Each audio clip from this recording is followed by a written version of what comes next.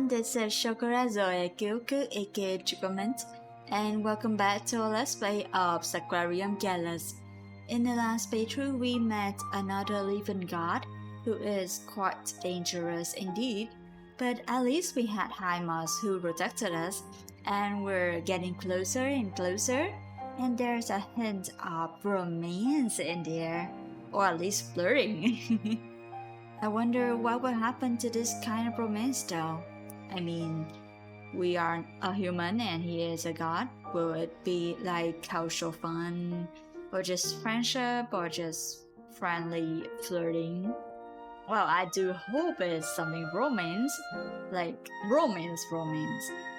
But in this situation, we're not really capable of living together with him for the long term. And pain comes really painful. I wouldn't want to wish him like seeing the loved one passed away, even though he has experienced that before, from the background that he has mentioned to us the last playthrough. So now let's continue and see what will happen next. Let's go. When the time came for dinner, I was burning with a variety of questions. Hymas could see it, and he let out a playfully annoyed sign. Yes, Kassadin. Could you tell me more about the living gods? Did Bilo's visit inspire this line of thinking?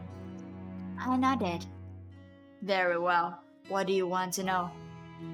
Anything. Everything? Hymas gave me a tired glare. It melted into fondness. Let us start with the simple parts. Hymas paused to take a sip of his tea before continuing. There are 5 of us in total.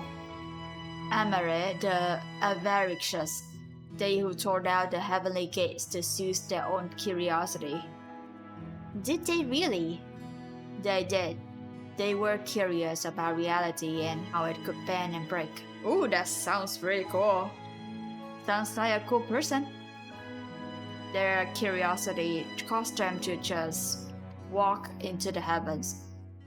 How did they not die? Because they were powerful enough to survive multiple gods attacking them at once. Wow, that's cool.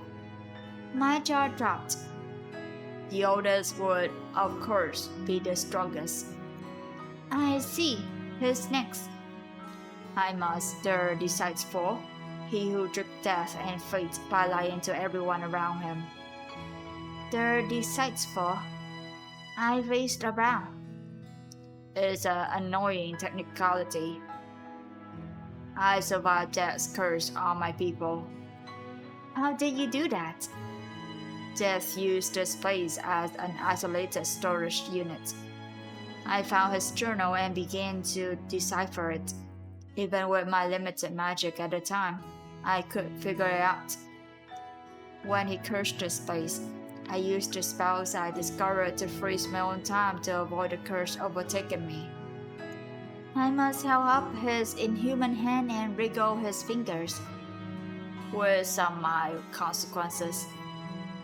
After I discovered that I was alone, I wondered. How old are you when this happened? I was 20.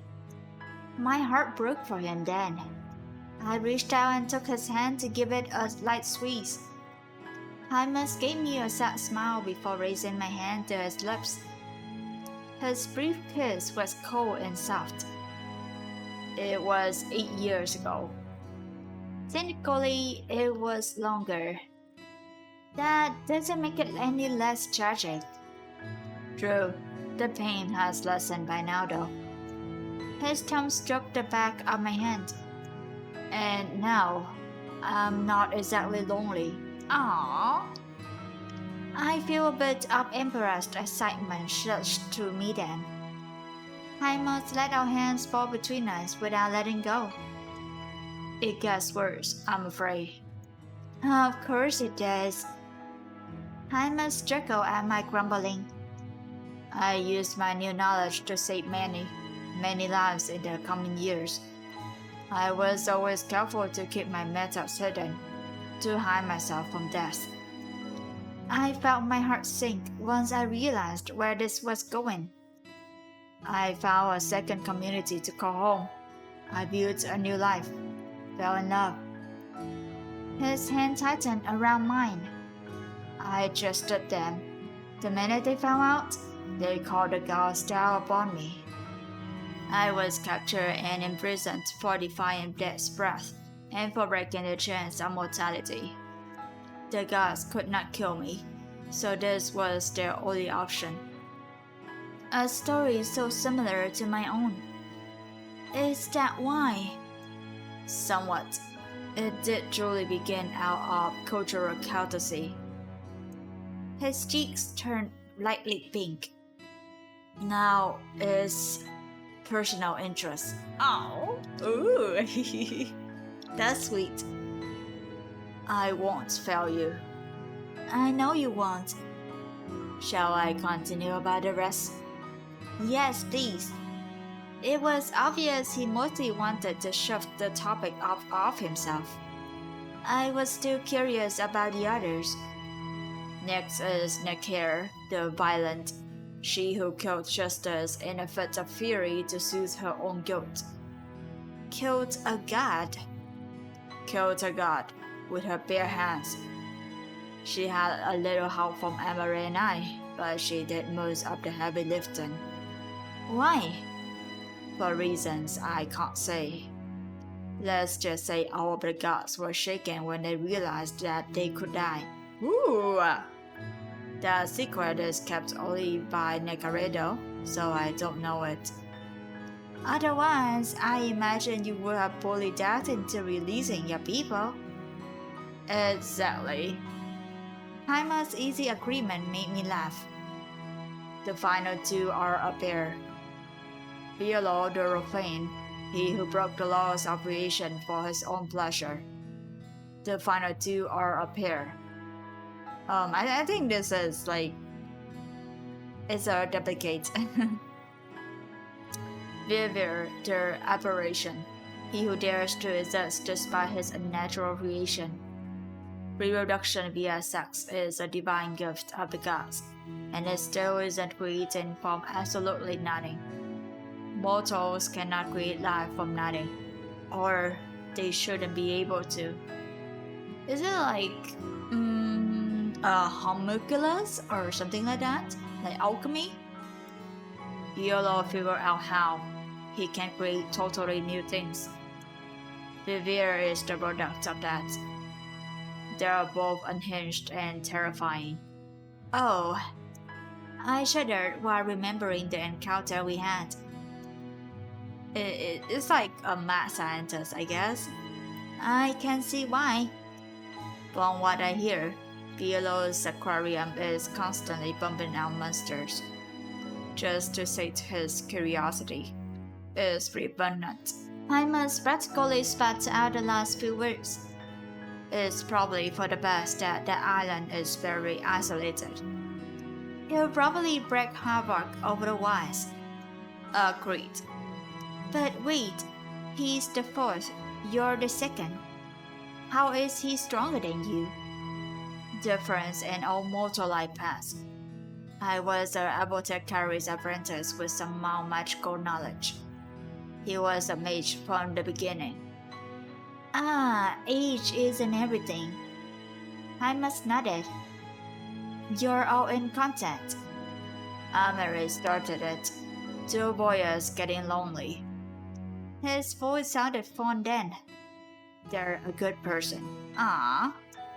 When do you plan on introducing us? I was teasing him.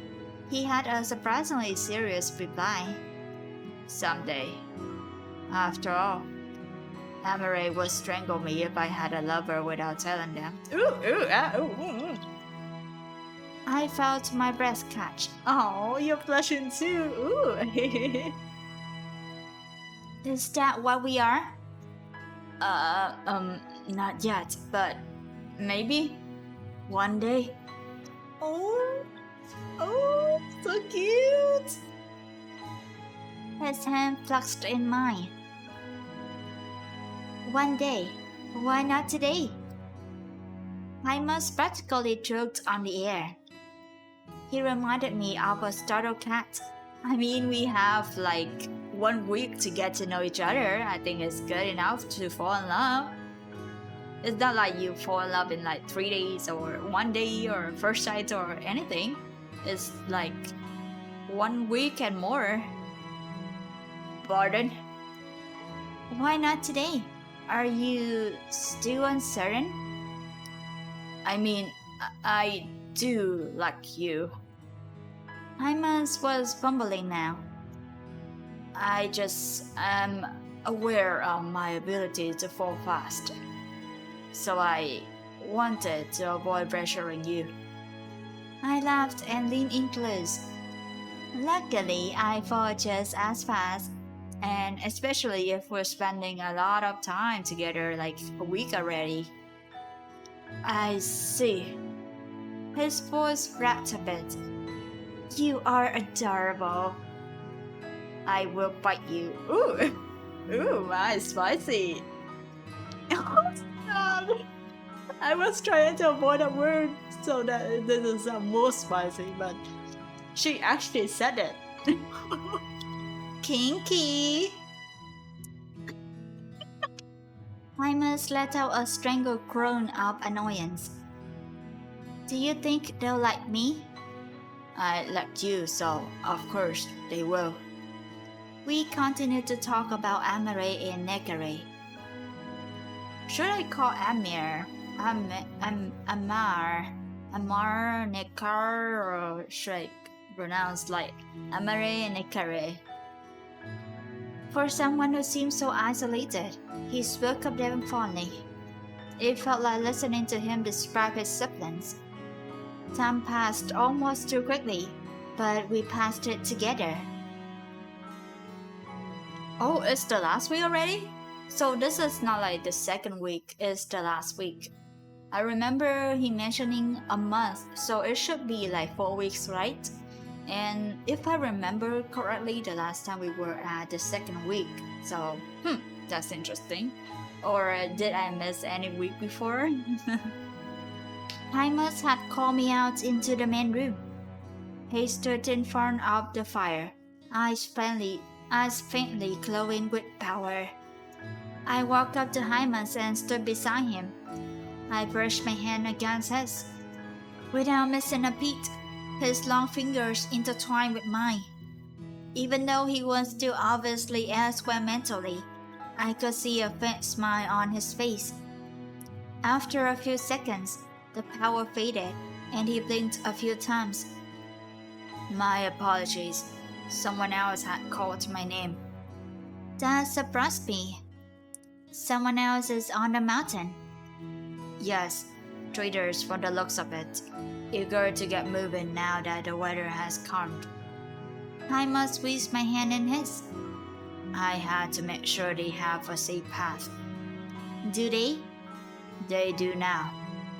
I've allocated forces to keep devils away from them. Did you do that with me too? I did. Hymus promised. Though one step through, my guards are a bit dull. Guards? Hymus hesitated for a long while. I promise I won't judge you, Hymus. Necromancy. His reluctant mumble was too quiet for me to hear. What? He sighed. I am also the living god of necromancy. That caught me off guard. Of all things, I hadn't expected that. Hymus looked a bit anxious. Isn't that antithetical to the whole medicine thing? Not really.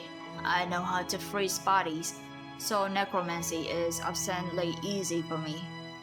While I abhor violence, people do still try to harm or steal from me. Those are the ones who die usually and, well, waste not, want not.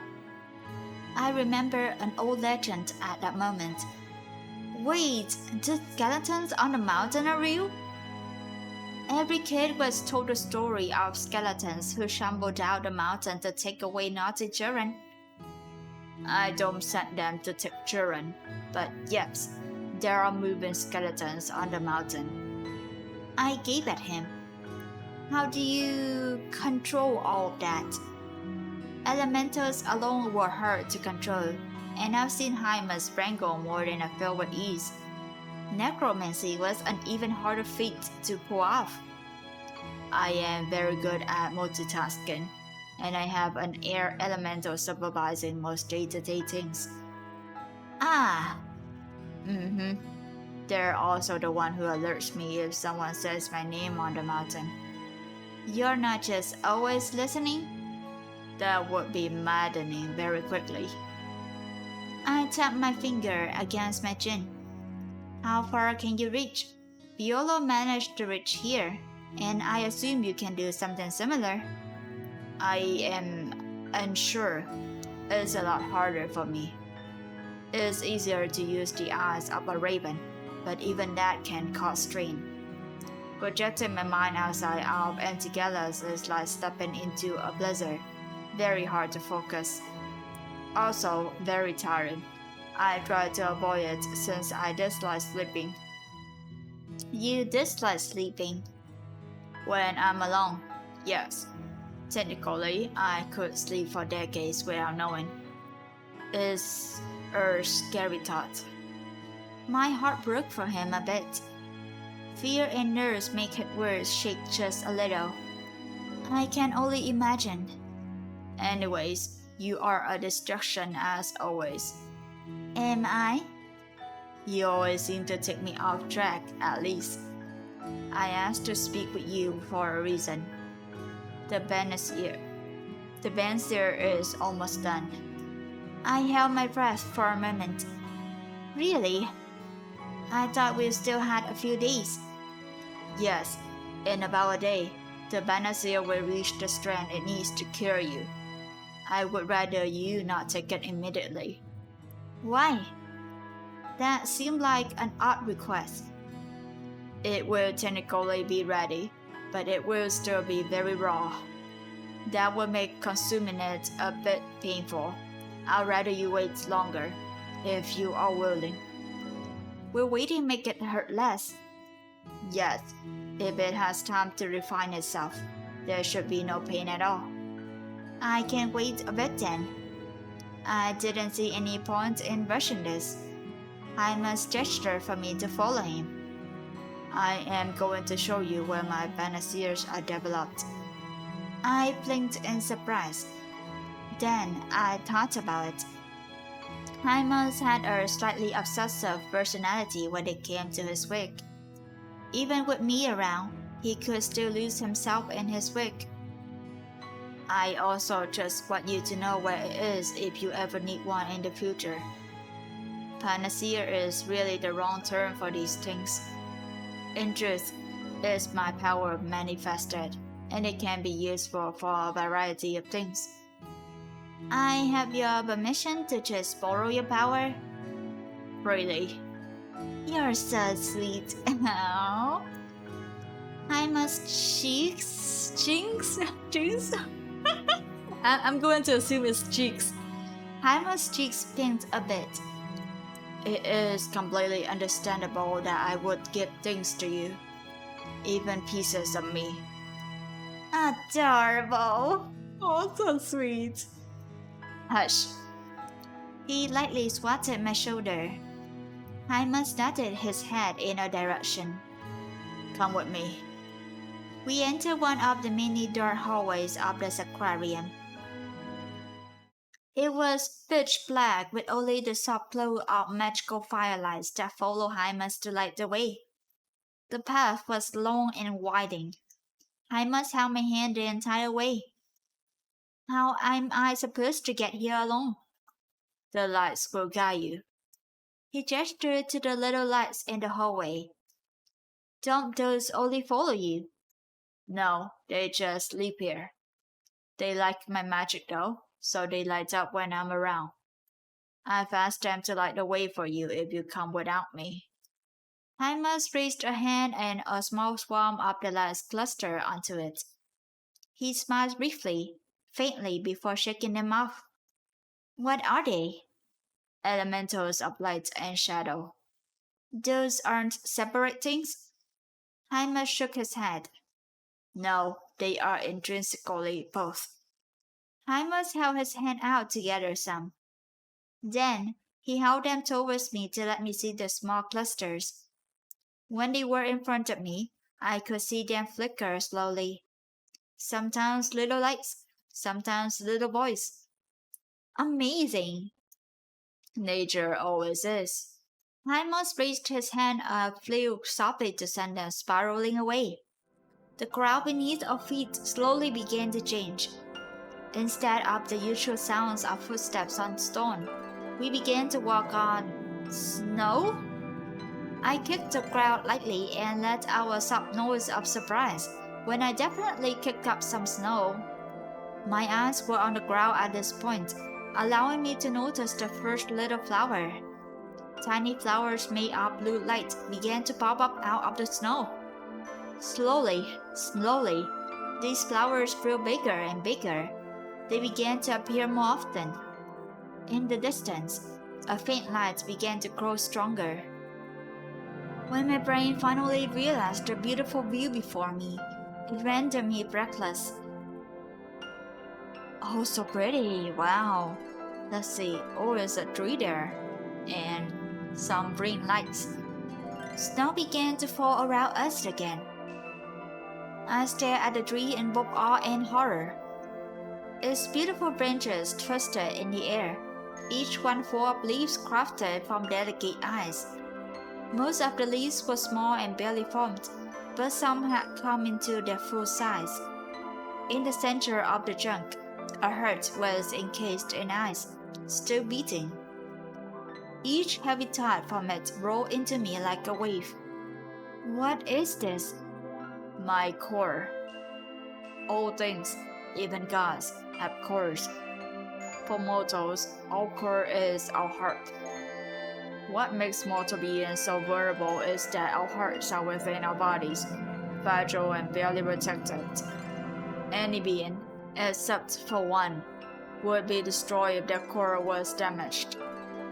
All gods and living gods keep this separate and tucked away safely. I turned to look at Hymas. It's you.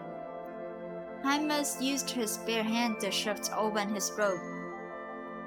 I saw a patch of frosted over eyes in his chest, right where his heart should be. I reached out and touched it, still feeling a tug. The heart in the tree began to bow a bit faster. Aww, cute. I still have a heartbeat. It's just not in my body. Hymas was getting flustered. Aww. I watched and listened in amusement. You're so mean to me sometimes. I mean, teasing you is really nice, so cute. He sighed in annoyance. It meant little when I could hear his heart fluttering. If you are done rubbing my chest. He snapped disdainfully and shooed my hand away. I mean, I could throw it a bit more, you know. You will eat one of the leaves. Those are the panaceas. Once you do that, you will be cured. There will still be a few lingering side effects once the panacea fades. Lingering side effects? Your body will have to fend up the fever for a little bit, and you'll be a bit unsteady for a few weeks. You'll also just be really tired for a while. After that, you'll be fine. Honestly though, I'll prefer to keep an eye on you. He frowned. Would it be possible for you to stay while I tend to you? I know there's even more time here, but it would help soothe my nerves. No reason to rush now. I mean, I enjoy spending time with you. Besides, what better hands to be in? Hymas let out a soft sign of relief. Thank you. I know you have things you wish to tend to at home. Once you have a clean bill of health, you can do so. Good, thank you. After learning about the panacea, I had some time to think to myself. I realized something important during that time, so I called Hymas into the bedroom. Hymas and I sat across from one another on the bed. He looked at me expectantly. I jolted on my lip while thinking, "Well, this is a serious conversation." Hymas literally played with the frozen tips of his hair. "Take your time." "Sorry, it's just a heavy topic." Uh, "You're going to outlive me." "Yes." His face saddened a bit at that. "It's the way things are. I can't die. I mean, my core would be horrifically damaged, but that actually wouldn't kill me." "I thought you said." "I am the exception." "Oh, the ultimate punishment for an immortal being with mortal emotions. Not being able to die. I am cursed to watch any and all things I get attached to fade.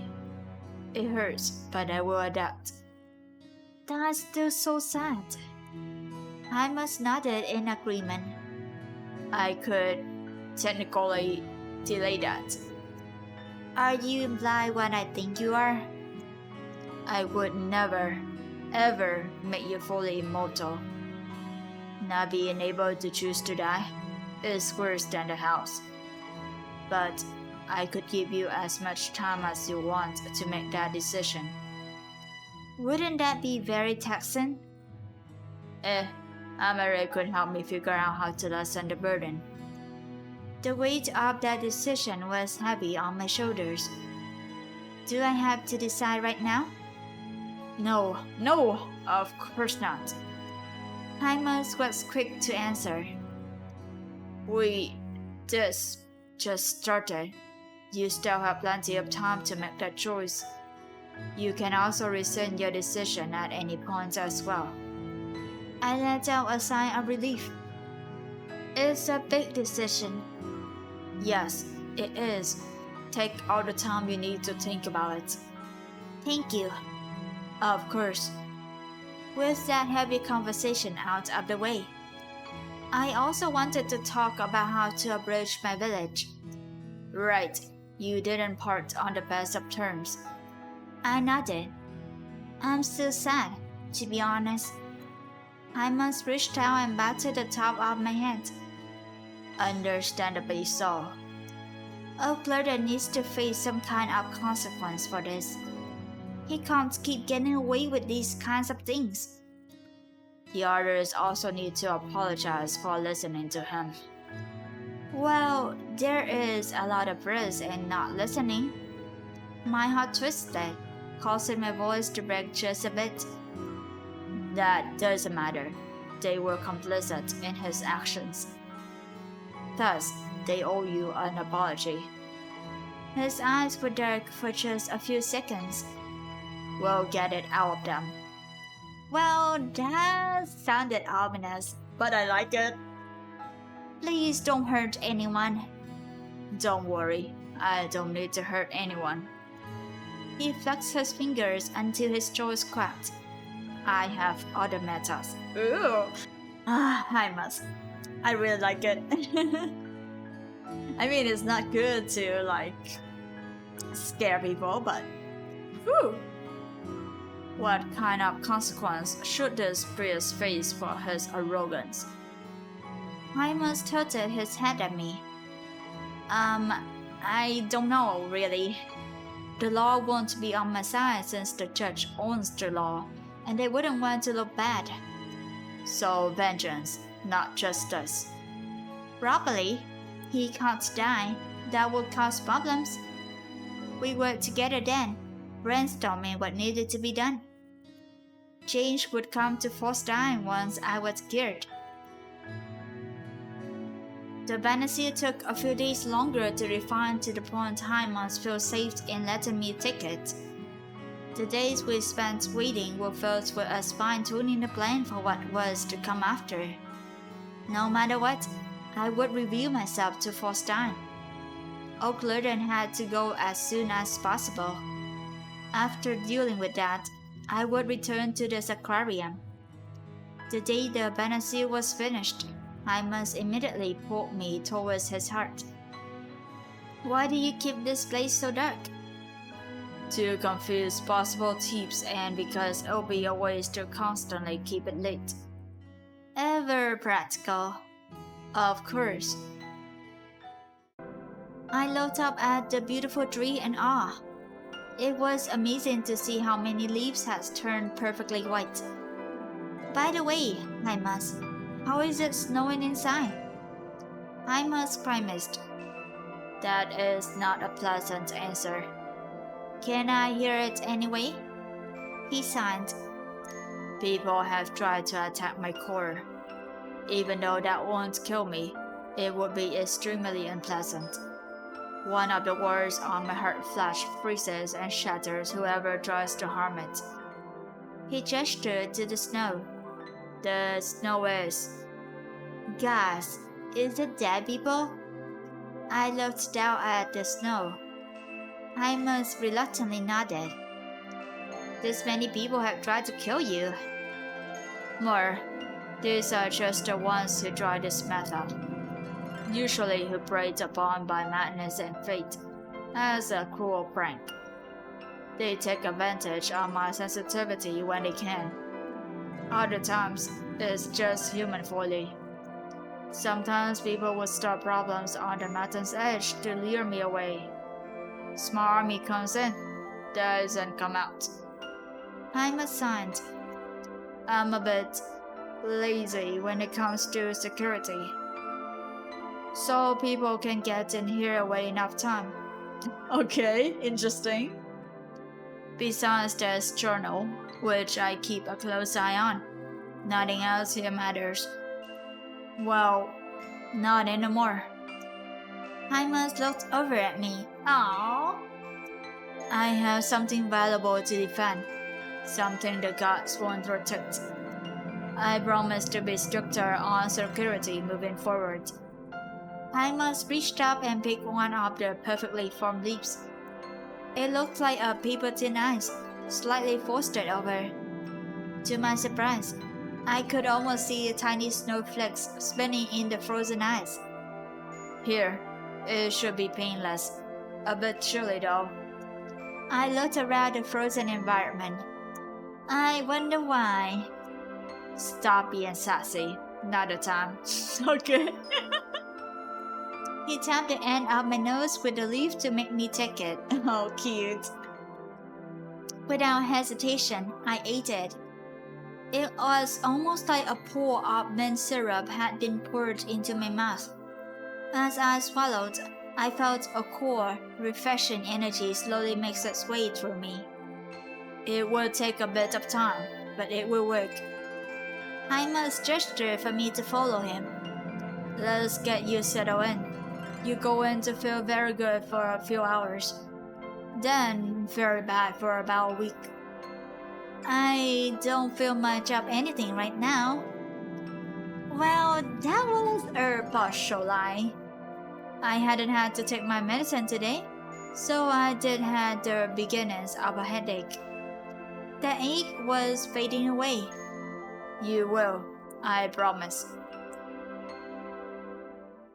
Hymas, of course, was right.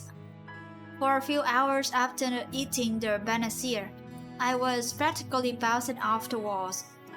He had to be very patiently coral me into one spot. Okay, interesting. The fatigue that slammed into me afterward was like no other. I slept for 2 days straight and still woke up feeling like shite.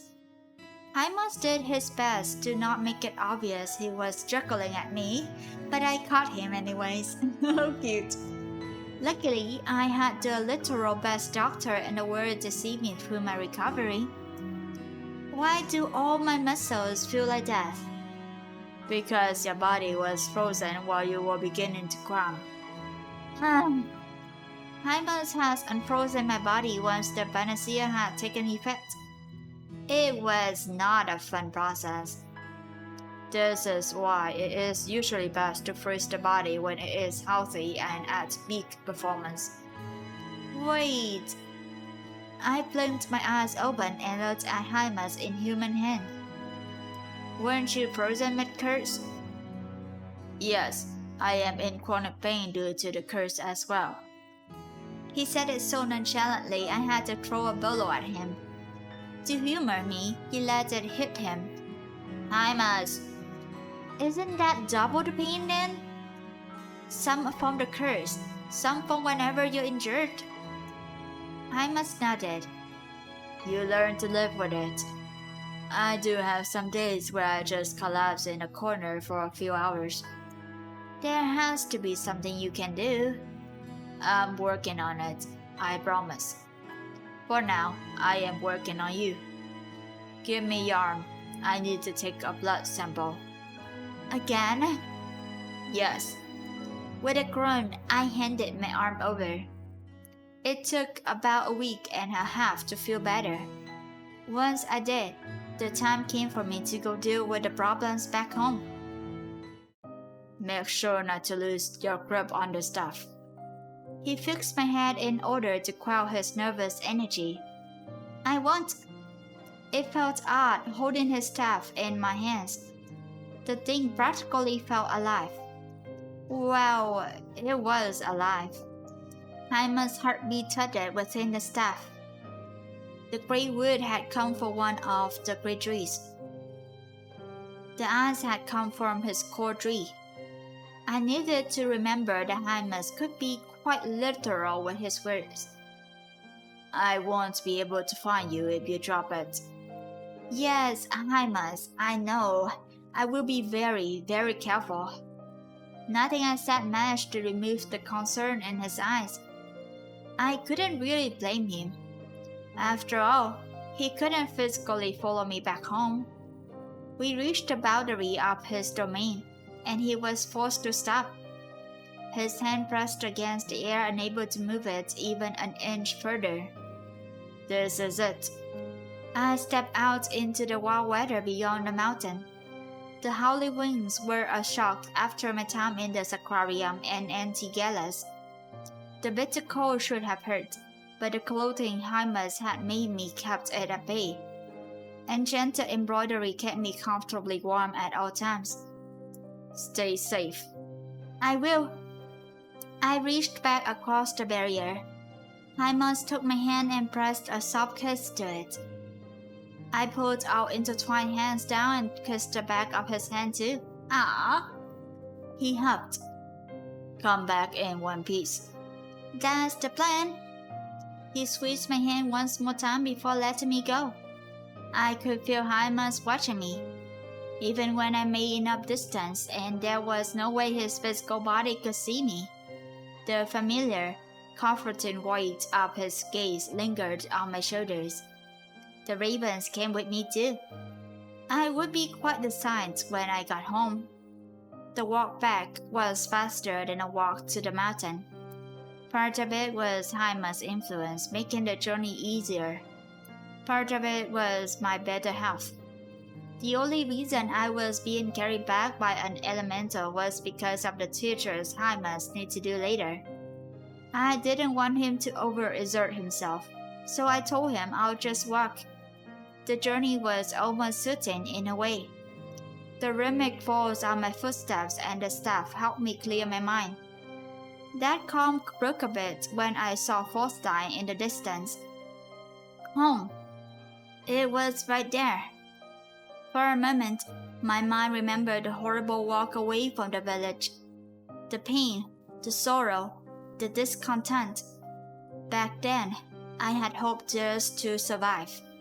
Now, I was returning victorious, though I still had one important battle to face. I stepped up to the edge of the village and felt a wave of nostalgia roll over me. Halt! Wait! Cass? Anna looked at me in surprise, eyes wide and slightly panicked. She drew her bow on me and fired without hesitation. The arrow didn't even get near me. It froze solid in the frigid air before shattering into tiny shards. What? Her low cry of alarm alerted other people. More hunters poured towards the area. Any one of them who saw me immediately fired an arrow or threw a spear, Despite my fear, I forced myself to stay calm and still. I could feel how frigid the air was getting with Haima's rage. A suffocating atmosphere slammed down onto the area. It slightly chilled even me. The hunters? They were sent on their knees, wheezing. Cats? I tightened my grip on the staff at the sound of her voice. To my relief and joy, Edith pushed through the crowd. The instant she saw me, her usually disgruntled face broke into a wide grin. Cass, it is you! Look at you! When she saw Bodhi near her struggle to fire another arrow, she smacked the back of his head. Boy, I will tell ya how if you try that again. But Eddie O'Clair. O'Clair then can suck rotten eggs. Is that hearsay I hear you again from you? The familiar sound of O'Clair's slurring made me tense up. The pathetic trunker stumbled his way forward. How dare you all ignore my orders? Custody should be dead. We tried. They did. Obviously they didn't. He tried to chuck his empty bottle at me. It turned to ice shards within seconds, and his bloodshot eyes widened. I'm afraid that things are a bit different now. What in the world? Edith looked confused. I must. The air practically froze. All of the howling winds died, and the snow began to fall in perfect, even patterns. The villagers let out cries of surprise and terror. The wind picked up and abruptly slammed downwards, forcing most people to their knees. Only the few I had mentioned were on my side were spared. Edith and the others looked around in confusion. Tiny light and shadow elementals began to pop into view, slowly coalescing together. A silhouette of Haima stood between them and me. So, this is the place. Haima's voice was light and airy like he was taking a casual stroll. What? O'Clair wheezed from where he was kneeling. And you are him. The silhouette moved forward. One delicate-looking foot raised before slamming down and driving O'Clair's face into the snow. If you beg for forgiveness, I might consider being merciful. A sharp edge bled into his voice then. All of you, except those who are standing, owe someone a huge apology. You followed a false prophet, one that you knew was a false prophet. I heard the collective fearful gasps of the adults in the crowd. Thankfully, none of the children were around. Hymas had gone out of his way to make the snow extra fun to play in today. So most of them were out and about. Devil! O'Clair spat. You know very well what I am, little murderer. The silhouette bent down. I can see it on your skin. O'Clair, or should I say O'Malley the butcher? O'Clair gasped. For the first time in my life, I saw him look truly afraid. Beg, all of you, or you will all pay the price. They did just that. It helped soothe the herd just a bit to hear sorry. Hymas, let them go. He released them, silhouette disappearing into nothing. This is our first step of search. I stepped forward. All wrongdoings must be apologized for.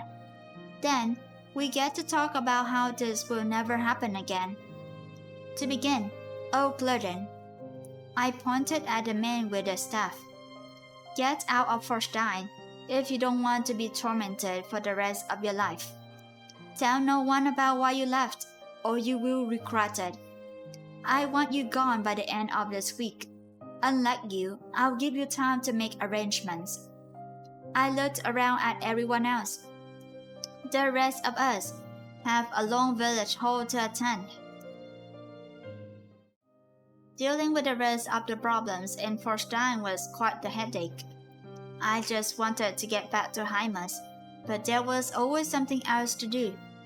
At least with old Cloden dealt with, the rest of it could move pretty smoothly. It had to be done too. Once we had a new order established, I packed my bags and left. I made sure to promise I would visit, but there was somewhere else I wanted to be. Seeing Hymus waiting for me sent my heart aflutter. I had a new home now. Aww. Luckily, Hymus was ever the accommodating sort, even for my more ridiculous requests. Now, how do you see the energy? I blinked my eyes a few times at the waves of white lines swirling around me. Like light? More so the shape. That can help you figure out what kind of mental image you need. Like firefly gels. Interesting. How do you see magic? Like cracked glass. Should I see the same, since I'm borrowing your abilities? You're borrowing my power supply, not my senses. Hymus raised a hand. I watched the waves of light gather around it. What does this look like? Oh, they're turning liquid? And now?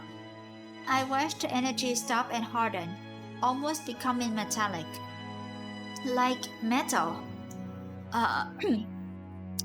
So you see it based on its movement. That's different from you? Yes, I see it based on what kind of energy it is. I wonder if that will change as you practice. You don't know? No clue. He laughed and let the spell go. I have no idea why you want to learn magic. I have no idea why you have no idea. Magic is amazing. Well, I won't pass up the opportunity to spend more time with you. Oh, cute. Hymus leaned down to give me a cocky grin. And I do expect some kind of repayment for this. His eyes glittered in delight and mischief. Oh, really? What kind of repayment? What are you offering? Well, I let our Jacko and leaned in. He obviously thought I was going for a kiss. Once his eyes fluttered close, I pressed a kiss to his nose instead before scurrying away. Oh my god. Oh, she's teasing him. So cute. Hey, Tess. He yelled out in mock offense. Oh, what a cute smile. For the first time in a long time, the Sacrarium with an empty Gelus echoed with laughter. It would be a warmer place from now on. Oh, get N3 love blossoms quickly. So if I choose the other option, so love blossom slowly maybe? I don't know, but I'm not going for the other end though. I like this end very much. Woo! Nice. And this is the credits.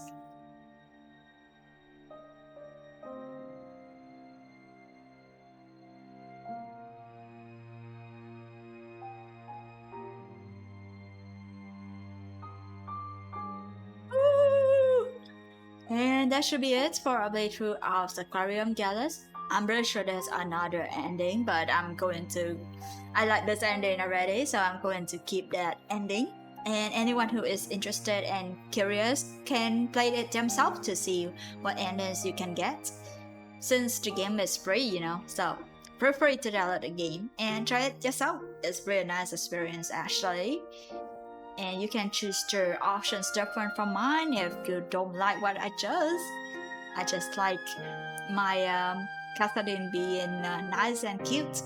So despite the remoted content on the game's page, saying that it's pretty short, like 30 minutes for depending on the reading, this is like double the amount of time I used for the reading, like an hour or more.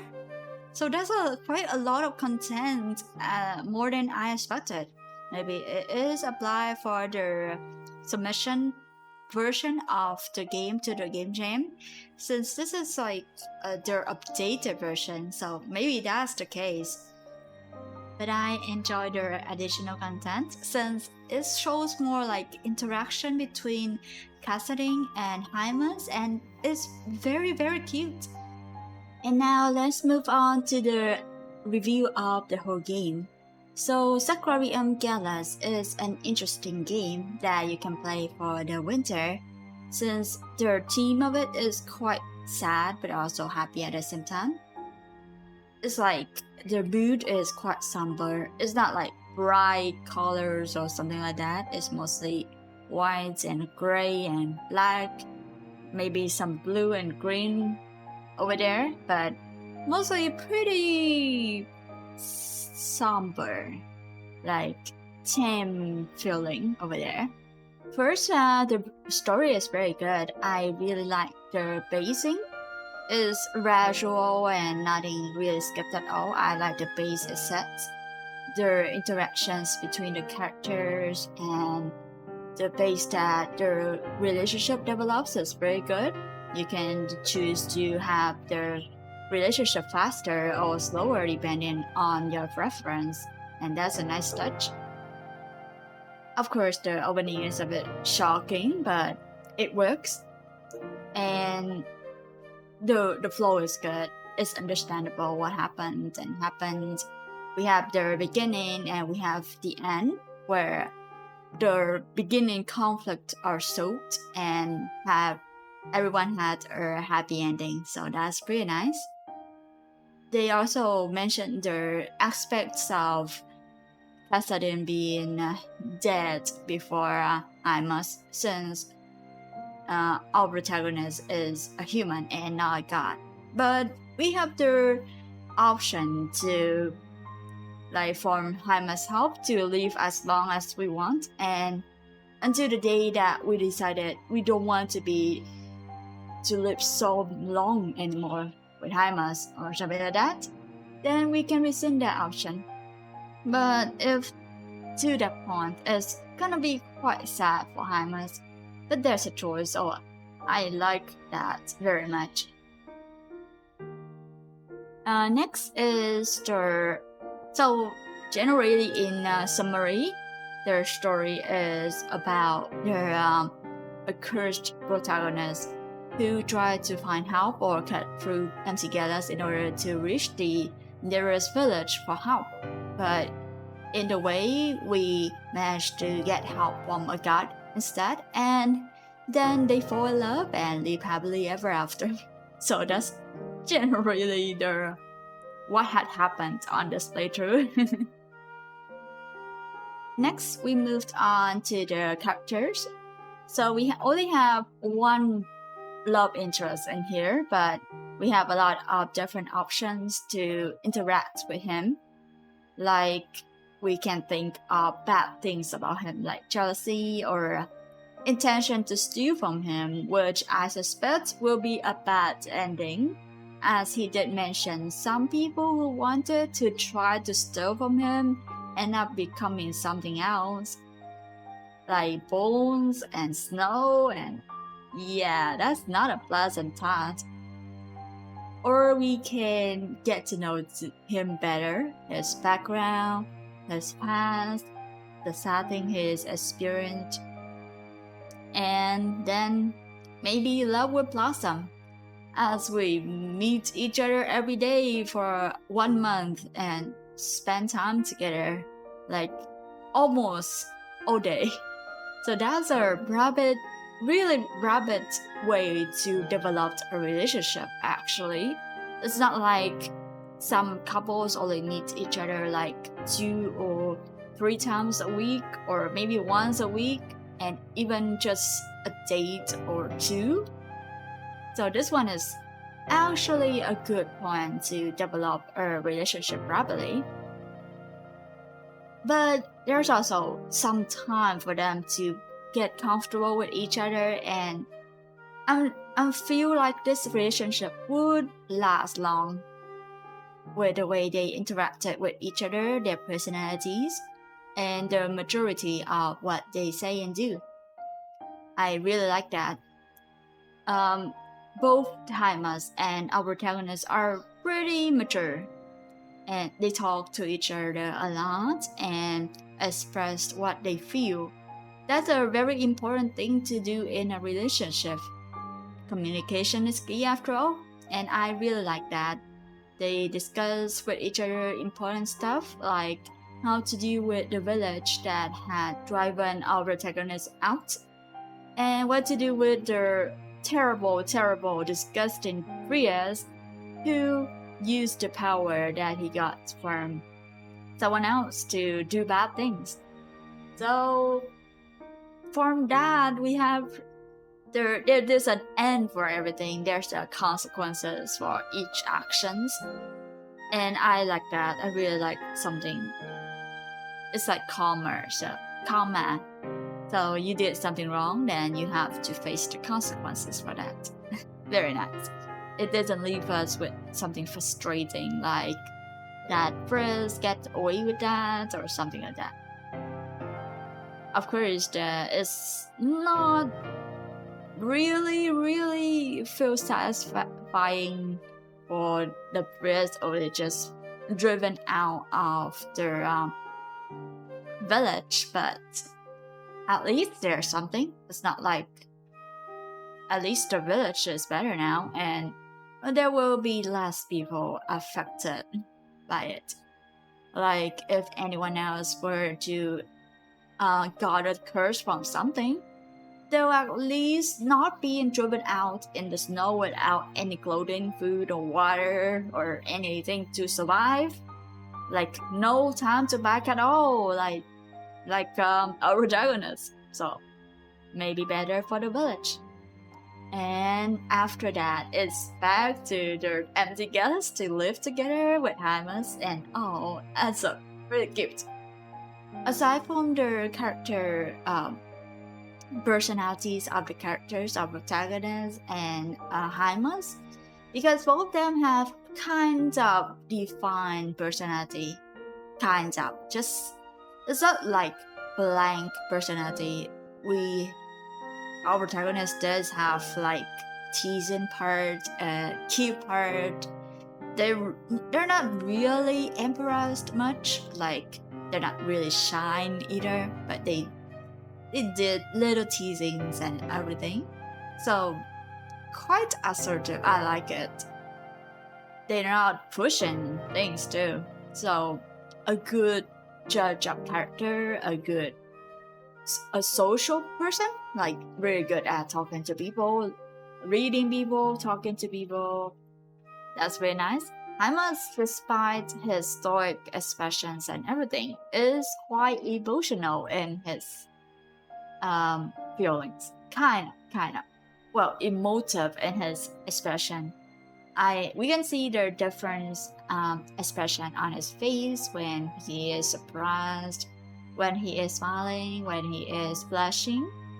There's not much change, like not really reactive change or anything, but the way his eyes widen and the blush on his face is very cute. Generally, he's a cute person in general. I'm just so like him. And both of them match together very well. Oh man. So a great pairing. I love it.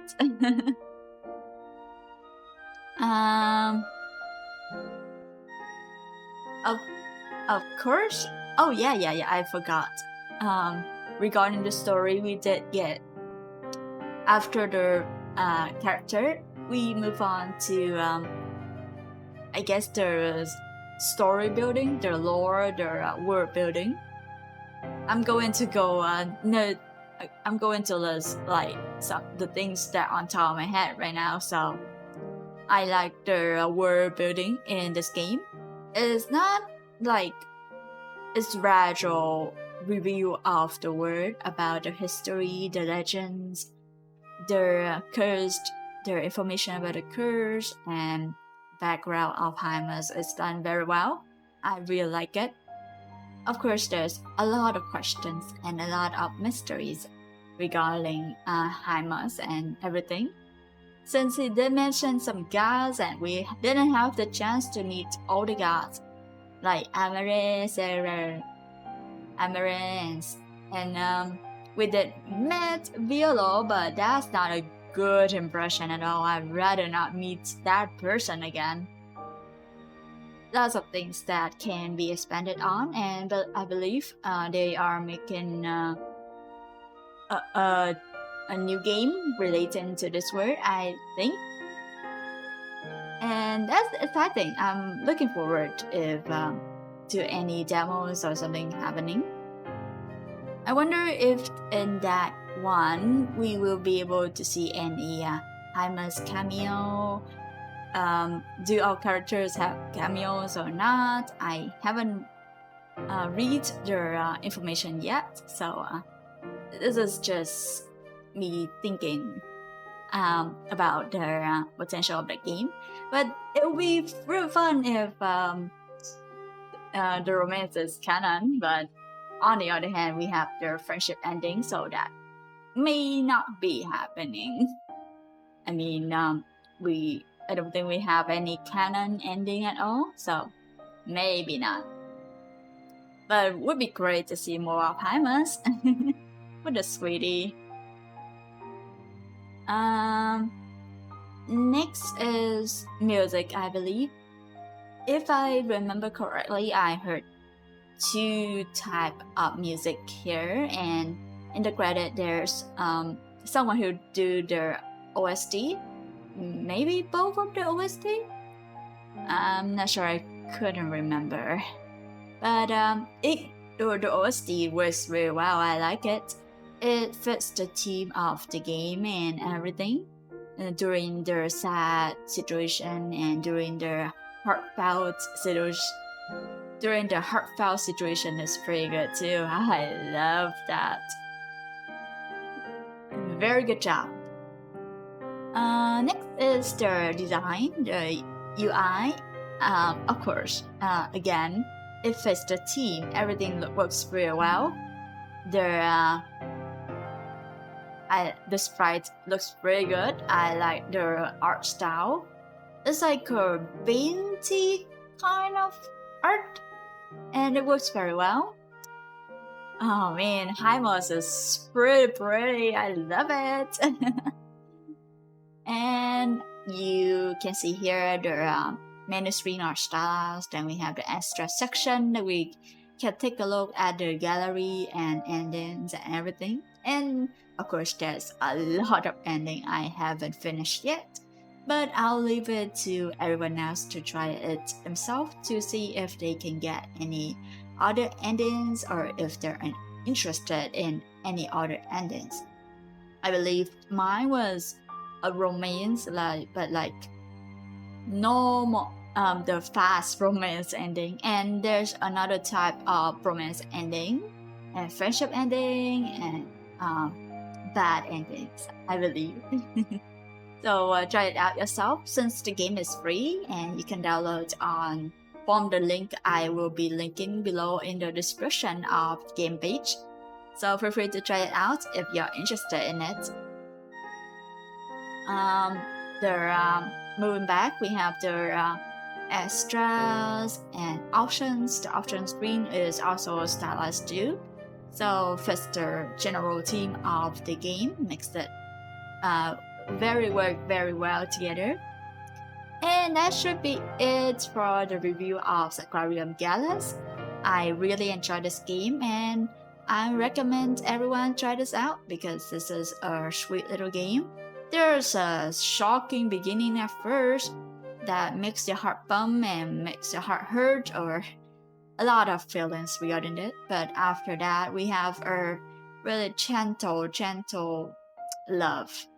Very nice. I just like gentle things, I guess. Slice of life and everything, and nothing too drama-ish. I just like those kind of gentle things. And try it out, everyone, if you're interested. Thank you for watching, and I'll see you on the next playthrough of Sacrarium Gelus. Bye bye!